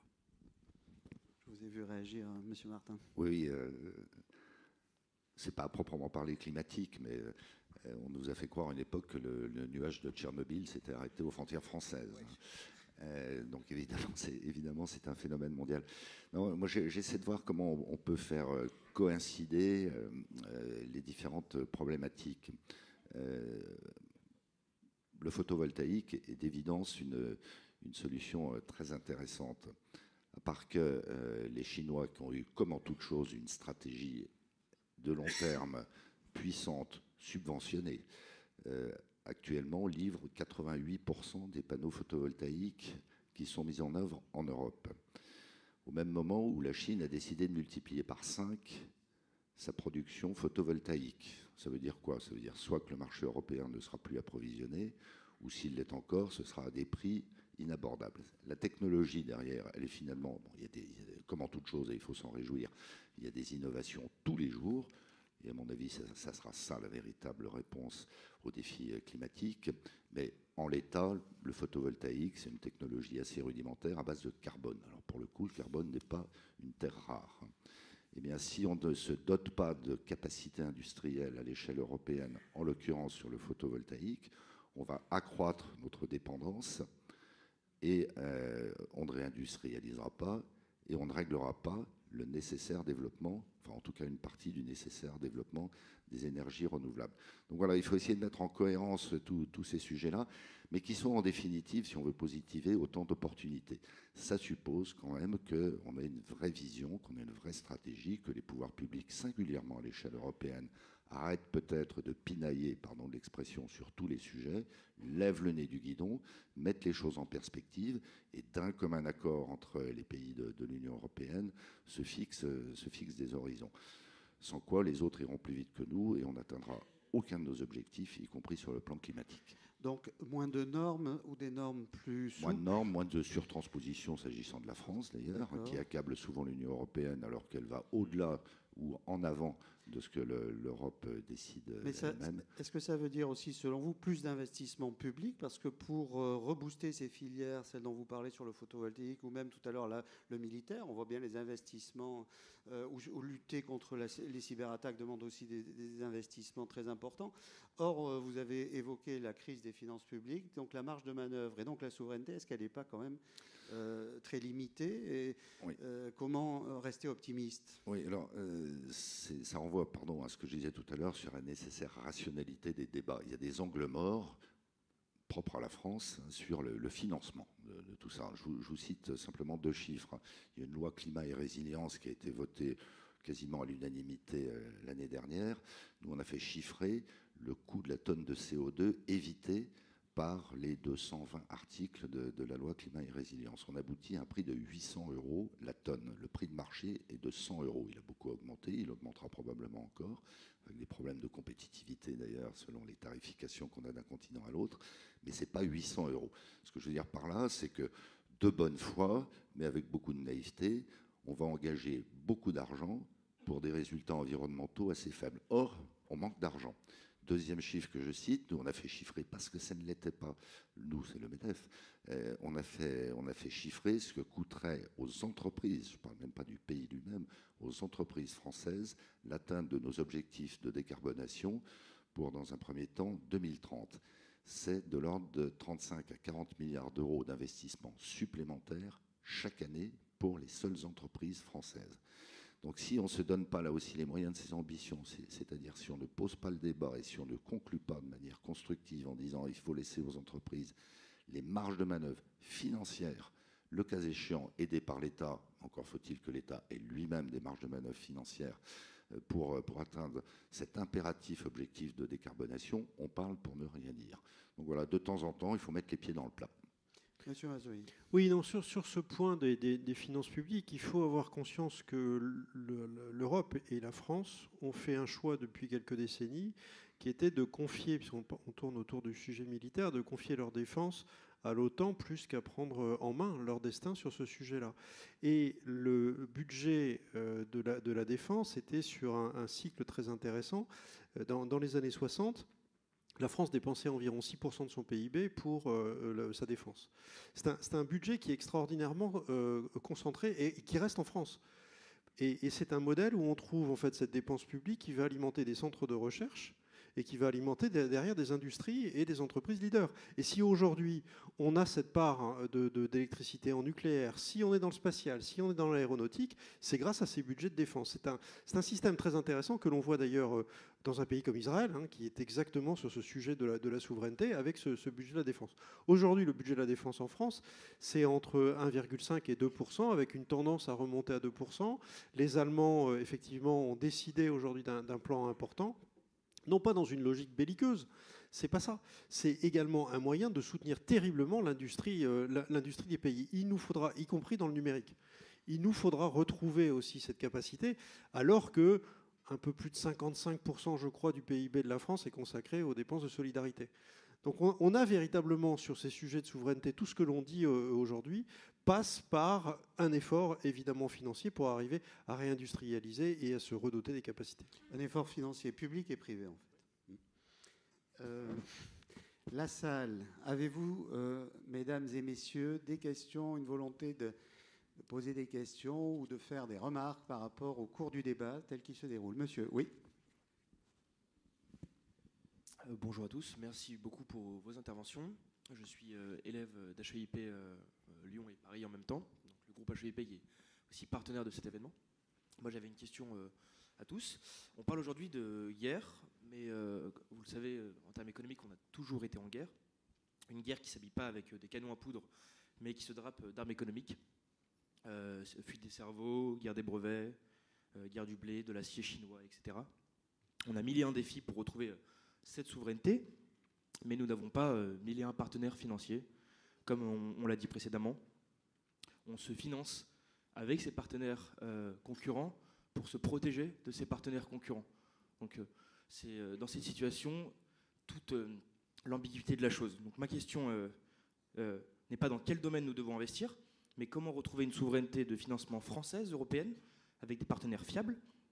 Est-ce que ce n'est pas une nouvelle mission de toutes les entreprises de participer à cela, avec en retour pour ces entreprises de financer cet effort, des externalités pour elles, des nouveaux parts de marché, des nouveaux brevets, des nouveaux investissements, donc financés par nous, pour nous, selon les différentes échéances et les différents partenaires, pour, entre guillemets, se protéger, bon, j'ai fait tomber mon téléphone, se protéger de tous ces acteurs qui nous concurrencent sur tous les domaines de cette guerre économique. Merci à vous, monsieur. Je vais peut-être faire un élément de réponse. D'abord, il ne faut pas confondre guerre et compétition. Il n'y a pas de guerre économique. La vraie guerre, elle est en Ukraine en ce moment. Ce n'est pas du tout la même chose. La vraie guerre, on l'a connue au XXe siècle en Europe. J'espère qu'on ne la connaîtra plus. Donc, il y a une compétition économique, bien sûr, entre entreprises, entre États. Il ne faut pas être naïf. Chacun a ses intérêts. Mais la compétition, c'est l'ordre naturel des choses. Et à partir du moment où on n'est pas naïf et qu'on a une éthique de la réciprocité, une éthique de la compétition, on s'en sortira très bien. Sur la question effectivement, de l'investissement qui est nécessaire, on a vu les marges de manœuvre limitées des États, qui du coup aux entreprises de le faire. Il y aurait un moyen facile d'accélérer. Parce que sur le climat, également, on est en retard, ça c'est certain. C'est qu'aujourd'hui, il est très difficile pour l'entreprise d'investir à partir du moment où on ne parle pas le même langage, on ne juge pas selon les mêmes normes, et ce que je fais moi en France, c'est peut-être pas forcément vertueux à côté. Et encore une fois, on a Deloitte avec la CDC, on a créé un partenariat pour s'assurer qu'on intégrait, qu'on calculait l'impact sur la biodiversité de chacun des investissements, ce qui est un peu le grand oublié de l'écologie aujourd'hui. Mais si demain, l'Europe, a fortiori la France, on peut rêver d'un système commun avec les Américains, arrive à une norme claire, où chacun parle le même langage, chacun est jugé sur la même norme, là, vous aurez plus d'investissement. Parce que là, ça sera lisible, on aura à peu près tous les mêmes contraintes et les mêmes avantages, et la France pourra faire jouer sa technologie, son savoir-faire et sa puissance économique. Alors qu'aujourd'hui, effectivement, si nous, on fait passer une loi qui nous coûte 800 € la tonne de carbone pendant que les autres ne le font pas, là, c'est la naïveté, et là, on n'arrivera à rien, et donc on ne le fera pas, et on sera toujours en train de discuter de ça dans 50 ans. Donc la compétition, ce n'est pas la guerre, heureusement, elle est saine. Ce dont les entreprises ont besoin, parce qu'elles sont toutes convaincues qu'il faut le faire, pour accélérer dans la mutation écologique, c'est d'une harmonisation des normes claires, transparentes, qui s'appliquent à toute l'Europe, et si possible, harmoniser avec les Américains, on verra avec les Chinois dans un second temps. Monsieur le Chairman. Oui, moi je voudrais, sur le sujet du financement, je pense qu'il y a un point important, c'est qu'on ne peut pas tout faire. Et donc, on a évoqué pas mal de sujets. Moi, j'aime bien les priorités qu'a très bien résumé dans son introduction Patrick Martin, mais je pense qu'on ne peut pas tout faire. Et donc, il faut choisir ses batailles. Et si j'ai une grille de lecture ou un critère, je pense qu'il vaut mieux investir sur les choses du futur qu'essayer d'essayer de rétablir des choses qu'on a perdues. Et donc, pour moi, pour des pays comme l'Europe, la sortie, elle est par devant, et donc elle est par l'innovation. Donc, je pense que c'est l'innovation et l'éducation qui va avec. Mais il ne faut pas rêver de rétablir des choses qu'on a déjà perdues, parce que là, on va dépenser beaucoup d'argent, on n'y arrivera pas. Et avec l'innovation, il faut construire les rapports de force qui fait qu'on pourra avoir le reste. Mais encore une fois, on ne peut pas se replier sur toi et on ne peut pas tout faire, on ne peut pas tout financer. Donc il faut bien choisir ses batailles. J'ai senti une légère mise en cause des établissements financiers français dans la question, et donc je voudrais néanmoins quand même intervenir. Il n'y a pas de problème de financement en France, mais il n'y a pas de problème de financement, il y a des problèmes d'investissement. Et je voudrais que vous fassiez la différence entre les deux. Les entreprises françaises trouvent tout le financement en dette qu'elles souhaitent, grâce à des établissements français qui sont très fortement dotés en capital et qui sont capables justement d'apporter ce financement. Il faut rappeler qu'une banque, 90% des financements qu'elle fait, c'est de l'argent qui provient de ses épargnants. Donc on a toute petite responsabilité de faire attention à ce que l'on finance. Il y a un problème d'investissement, ce qui n'est pas du tout pareil. C'est-à-dire que les entreprises aujourd'hui ont beaucoup plus de mal à trouver des fonds propres. Et on voit de nombreuses entreprises en innovation faire des premiers tours de table au niveau français et rapidement avoir besoin, parce que le tour de table s'élargit, parce que le montant en série C, en série D augmente, passer sous contrôle américain, parce qu'elles vont trouver le financement à ce moment-là en dehors de la France. Donc c'est un autre sujet. La France ne s'est pas dotée d'un fonds de pension qui permet d'investir. On se retrouve en situation où on a du mal derrière à avoir cet apport en fonds propres. Je voudrais que vous fassiez la différence entre les deux, parce que ce n'est pas les établissements bancaires qui sont concernés, c'est notre capacité collective à avoir suffisamment d'épargne qui s'oriente vers les entreprises et vers l'innovation. Vous citez les fonds propres, mais est-ce que c'est le seul moyen de financer de l'investissement, ou d'après vous, d'autres dispositifs sont mobilisables? Parce que c'est vrai que ça nous pénalise, mais y a-t-il d'autres solutions? Non, mais quand on parle de fonds propres, je suis évidemment totalement d'accord. Il faut orienter l'épargne beaucoup plus vers l'investissement productif et l'innovation, qui est un investissement à risque, qu'on ne le fait actuellement en France. J'employais ce terme d'angle mort tout à l'heure dans le projet de réforme des retraites, parce que c'est un chiffon rouge aux yeux de certains. On ne parle pas de retraite par capitalisation, ce qui est une monstruosité.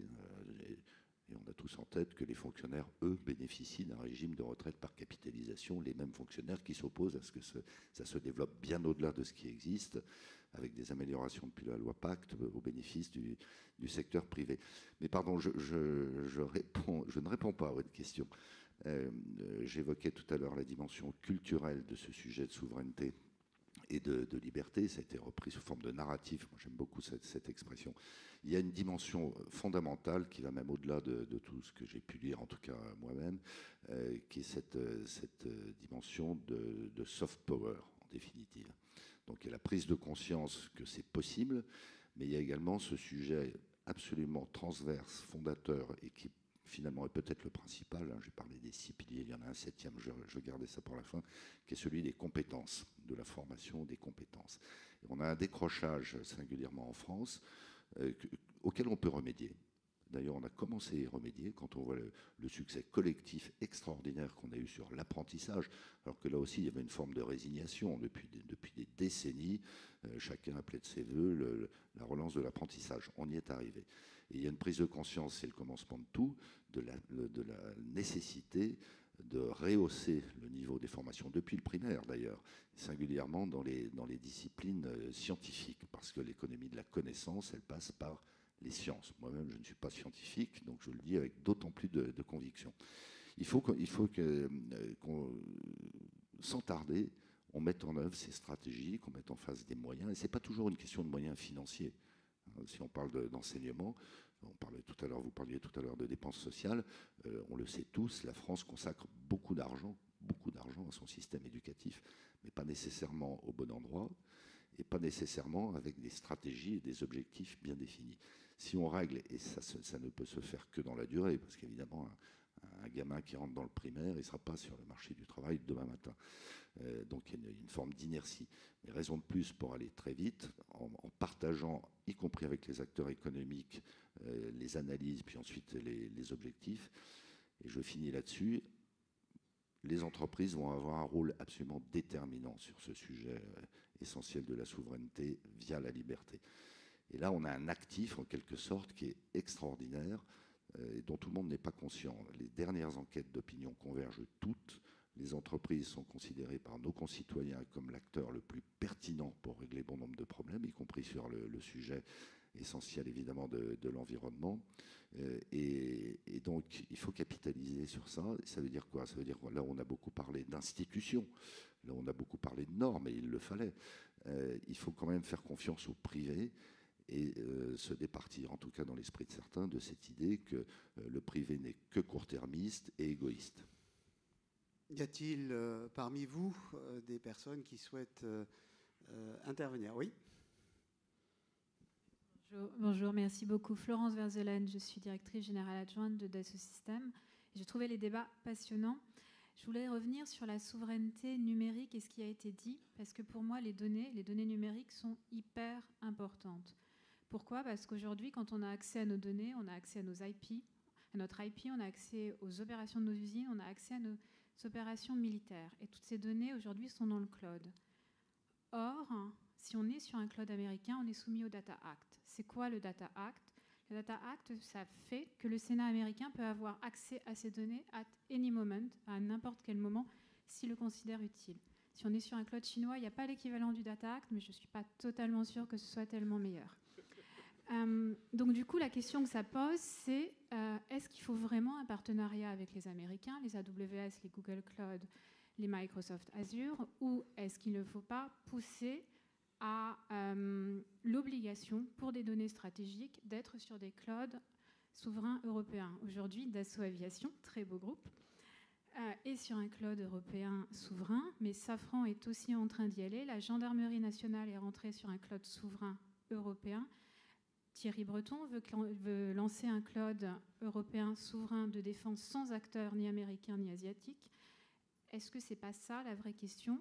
Aider et forcer pour nos données stratégiques le maintien de ces données et par un cloud souverain européen. Vous nous dites que c'est possible. Je vous dis que ces clouds existent. Atos Cloud, le cloud de Dassault Systèmes, mais aussi des clouds développés par Orange. Je réagis sur votre propos. Aujourd'hui, si j'ai sous ma responsabilité l'ensemble de l'informatique du groupe Crédit Agricole, qui est le principal en général client de toutes les grandes sociétés IT, compte tenu de notre dépense informatique qui est notre chaîne de production. Donc on a des dépenses qui sont importantes. Si je compare l'offre qui est faite par les fournisseurs américains par rapport aux fournisseurs européens, le niveau n'est pas le même. Pas simplement en termes de... c'est pas une question de sécurité, c'est une question effectivement de fonctionnalités qui sont déployées. Je ne trouve pas le même service, si je cite OVH, que je trouve chez AWS ou chez Google Cloud.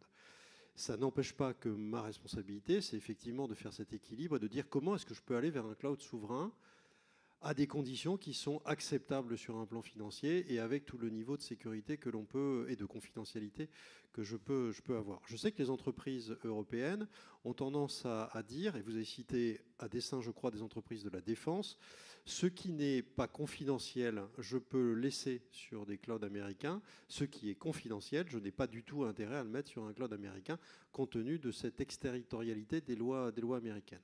De nombreux projets existent pour avoir du cloud souverain, mais basé sur des technologies américaines. Les projets qui sont faits entre Thales et Google, entre Capgemini, Orange et Microsoft, pour être capable d'avoir des entreprises françaises qui ne seraient pas du tout soumises à la réglementation américaine, mais qui néanmoins s'appuieraient sur des technologies. J'appelle de mes voeux un cloud européen qui soit au même niveau que ce que l'on trouve aujourd'hui au niveau des hyperscalers américains. J'appelle de mes voeux, comme vous. Et j'espère qu'un jour, nous pourrons bénéficier de cet environnement qui nous permet de maîtriser à la fois la sécurité, la confidentialité de nos données et de faire en sorte que l'ensemble des données des citoyens européens soient mises dans ce niveau-là et dans cette considération-là. Pardon, il y a une autre illustration dans la téléphonie. Pourquoi les opérateurs, en tout cas certains d'entre eux, s'étaient tournés vers Huawei, pas pour donner des données aux Chinois, en supposant qu'effectivement les services chinois soient derrière Huawei, ce qui est tout à fait probable, mais parce que la technologie, à l'instant où ces décisions ont été prises, la technologie de Huawei était en tout cas perçue comme la meilleure. Donc il y a un impératif de remise à niveau. Je ne parle pas Dassault Systèmes, qui est une référence mondiale, évidemment. Mais il y a une nécessité de remise à niveau, donc d'investissement, donc de compétences. Oui, mais ça, Patrick, si je peux me permettre sur ce sujet, c'est parce qu'il y a eu des politiques européennes qui ont été dans le mauvais sens, puisque les grands équipementiers des télécoms, c'était les Européens. D'ailleurs, les Américains n'en ont pas. Nous, on en avait qui se sont fait battre par Huawei. Mais ils ont baissé beaucoup parce que la réglementation de la concurrence en Europe a fragmenté notre système des télécoms. Et donc, du coup, il n'y a pas eu la capacité d'investir. Donc, c'est là que la politique... les politiques publiques sont quand même très structurantes sur ces sujets-là. Et moi, je suis assez d'accord avec ce que dit Mme Mazel. Je pense que sur ces sujets de cloud, on n'arrivera pas à être au niveau pour avoir une offre suffisante par rapport aux Européens s'il n'y a pas, par rapport aux Américains, s'il n'y a pas, alors je ne suis pas spécialiste, mais s'il n'y a pas un certain nombre de décisions, je ne sais pas lesquelles, qui sont des décisions politiques pour inciter ou favoriser ou interdire, je ne sais pas. Donc il y a un certain nombre de domaines, je crois, où il y a vraiment les politiques publiques qui sont très importantes. Oui, on revient à cette question du récit et de la volonté politique quand même, oui, pour notamment garantir une souveraineté là où c'est essentiel. Et vous avez par... Ah oui, madame, oui. Le micro, voilà, merci. Je veux terminer votre phrase, monsieur, s'il vous plaît. Non, allez-y, je vous en prie. Non, mais moi, j'ai juste une réflexion de citoyenne, parce que je trouve que la salle est, hélas, vous êtes à très haut niveau. J'ai l'impression d'être dans les grands débats du MEDEF, que j'ai suivi pendant des années. Moi, je suis une touriste de Paris et Saint-Raphaël, et je me sens très, très inquiète. Pas la peur, l'inquiétude. Vous nous rassurez, enfin moi personnellement je parle un peu au nom d'un certain nombre de gens, j'imagine. Moi, vous me rassurez par la teneur de vos débats et la qualité de vos discussions. Je sens que vous cernez énormément de problèmes, que vous les voyez. Ce qui me gêne, c'est cette histoire, c'est comment faire l'histoire, qui l'a fait, qui a la neutralité pour la faire, quel médiateur pourrait faire l'histoire. Parce que vous me reparlez des entreprises et du politique, moi je suis fatiguée. Ça fait 30 ans que je suis dans ces débats Et ça m'inquiète énormément. Je pense que les jeunes ne sont plus là. Les jeunes ne peuvent plus entendre ça. Pour eux, il y a le feu, il y a l'inquiétude. Ils tournent tous vers des opérations extrêmement concrètes de nourriture, d'agriculture, de faire leur petit groupe. Un peu de survie, je trouve. On parle beaucoup de la survie. Hein. Je suis plutôt dans ces univers pour essayer de comprendre et moi-même me mettre peut-être en survie parce que je suis très inquiète. Voilà. J'ai confiance dans les potentiels des entreprises. J'ai toujours pensé ça. Vous êtes vraiment sur des sujets passionnants, mais très techniques pour nous. Moi, je suis à Saint-Raphaël. Je sais que ces débats sont de très haut niveau. Mais qu'est-ce que peut faire une question? Qu'est-ce que vous attendriez des citoyens? Comment on peut faire l'histoire? Comment on peut dire autour de nous? Parce que je pense qu'on est aussi des médiateurs. Je suis moins pessimiste que vous. Il y a des études extrêmement intéressantes qui mesurent le sentiment ou la perception qu'ont les Français du progrès scientifique et technique. Alors on était dans les profondeurs du classement il y a quelques années encore. La pandémie a eu au moins ça de bon de révéler à tout un chacun, y compris aux jeunes, que sans progrès scientifique, sans progrès technique, sans recherche et développement, on n'aurait pas, aussi vite qu'on l'a fait, développé des vaccins efficaces. Et il y a cette prise de conscience que, s'agissant de la transition environnementale, finalement, il y a deux options. Il y a la décroissance, qui est ravageuse, singulièrement dans notre pays, parce que tout le modèle social est fondé sur la création de richesses. Donc le modèle social français s'effondrerait. Donc il y a l'option de la décroissance et il y a l'option de la croissance décarbonée. Et quand on voit quotidiennement toutes les innovations extrêmement puissantes qui émergent, s'agissant notamment de l'énergie, ça aussi c'est intégré par un nombre croissant de nos concitoyens. Et donc dans la dernière enquête à laquelle il a été procédé sur la perception qu'ont nos concitoyens du progrès scientifique et technique, la confiance a massivement augmenté. Donc voilà, ne voyons pas que les minorités agissantes qui existent, qu'on se doit d'écouter, de respecter. Il y a un sentiment profond qui va plutôt dans le bon sens. Objectivement, quand on regarde, si on parle de la jeune génération, ce qui est frappant, c'est qu'une majorité d'entre elles entreprend. Créer des start-up, ça marche pas, mais ils veulent entreprendre, ils veulent créer des choses, parfois d'ailleurs pour défier les grands groupes que nous sommes, pour créer un autre monde, mais c'est très bien. Ils entreprennent et de différentes façons, donc ils sont plutôt optimistes. Je pense que si on veut écrire l'histoire, il y a une chose pas simple, mais très rapide à faire, c'est de sortir de la culture des sondages pour entrer dans la culture de l'action. Parce qu'on ne serait jamais allé sur la Lune si on avait eu la culture des sondages. Parce qu'on passe son temps à faire des sondages, les Français pensent ci, les Français pensent ça. Franchement, on s'en fiche. Il faut avoir une rationalité, fixer un cap et l'appliquer. Et il a fallu que ce soit Amazon qui va y aller dans l'espace pour que les États-Unis et l'Europe se disent tiens, il faudrait qu'on retourne sur la Lune. Donc, sortons un peu de la culture des sondages, sortons un peu de la culture du commentaire permanent pour réinstaurer une culture de l'action, une culture de l'éducation. C'est ce que les jeunes nous montrent en entreprenant. Et là, on a de quoi, franchement, être optimiste. Ça ne va pas être facile, c'est jamais facile. Mais il y a beaucoup de talent, il y a beaucoup de capacités en Europe, en France, aux États-Unis ou ailleurs. On n'est pas tous d'accord. Mais si on arrive à aller dans le même sens, honnêtement, l'avenir à créer est fortement désirable. Oui, je suis tout à fait d'accord avec ça. Et je crois que les jeunes aussi, ils nous poussent de façon positive parce qu'aujourd'hui, ils recherchent du sens. Et donc, ils se posent des questions. Je veux dire, aujourd'hui, si on veut recruter, il faut proposer, il faut être attractif. C'est plutôt les jeunes qui nous choisissent que nous qui les choisissons. Et leur rapport à l'entreprise dans laquelle ils sont, elle est beaucoup plus exigeante. Et donc, ils se posent beaucoup de questions, ils réfléchissent. Et donc, pour moi, c'est extrêmement positif, c'est un facteur d'optimisme. Donc, je suis aussi... évidemment, alors, je pense qu'une partie de ce que vous dites, on est dans un environnement géopolitique avec la guerre à nos portes qui est très anxiogène. Mais je pense qu'il y a beaucoup d'éléments qui devraient nous conduire à être optimistes. Et je pense que les jeunes en sont, je suis tout à fait d'accord avec Jean-Marc, sont un facteur pour moi d'optimiste. Ils poussent beaucoup partout. Je rejoins complètement ces propos sur l'optimisme, sur le changement de modèle qui va arriver avec les générations. Je voudrais simplement insister sur le fait que la souveraineté a un prix. Ça a été dit également par nos dirigeants, et ça passe par des changements d'habitude. La consommation plus locale. Et je suis d'un groupe qui, évidemment, est très, très implanté dans les territoires.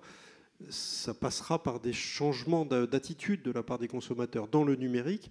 Ça passera par des changements également de consommation. Faut-il que je change mon smartphone tous les ans ?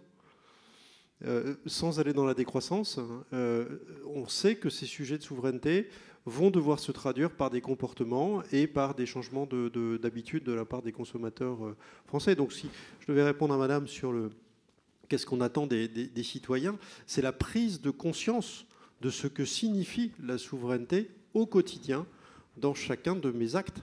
Et je suis comme vous, je suis confronté à ça aussi tous les jours dans ma vie.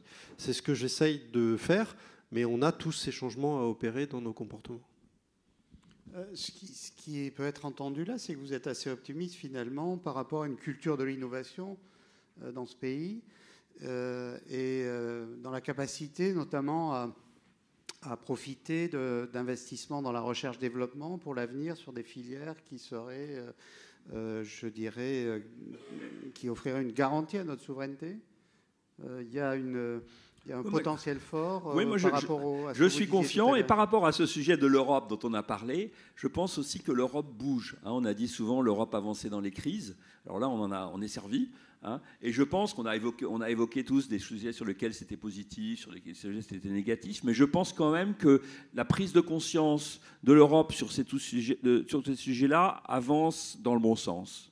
Pour moi, c'est aussi un facteur globalement. Alors, il y a des hauts et des bas, ça avance par petits morceaux, mais globalement, je pense que la souveraineté au niveau de l'Europe a fait des pas de géant depuis 5 ans, même s'il y a encore beaucoup à faire. Puis n'oublions pas, Madame la directrice générale adjointe de Dassault évoquait le sujet brûlant du cloud et de l'emprise américaine, mais le paradoxe, c'est que le cloud américain ou toute la tech américaine n'existerait pas sans les cerveaux français. Beaucoup de cerveaux français ont créé ça. Donc on a la compétence. L'enjeu, c'est d'avoir le récit et l'envie d'en garder un peu plus en Europe pour créer une souveraineté européenne plutôt que de l'exporter systématiquement dans la Silicon Valley. Très bien. Mesdames, Messieurs, y a-t-il une dernière question que vous aimeriez poser aux intervenants ? Non ? Bon. Écoutez, je pense que nous allons pouvoir conclure cette première partie de la matinée qui portait sur le sujet donc, des nouvelles souverainetés et des nouvelles libertés. Alors, je ne sais pas, messieurs, si vous voulez prononcer un dernier mot de conclusion. Dans tous les cas, nous avons noté plutôt une tonalité optimiste et je crois qu'on peut s'arrêter sur ce terme. Merci à vous.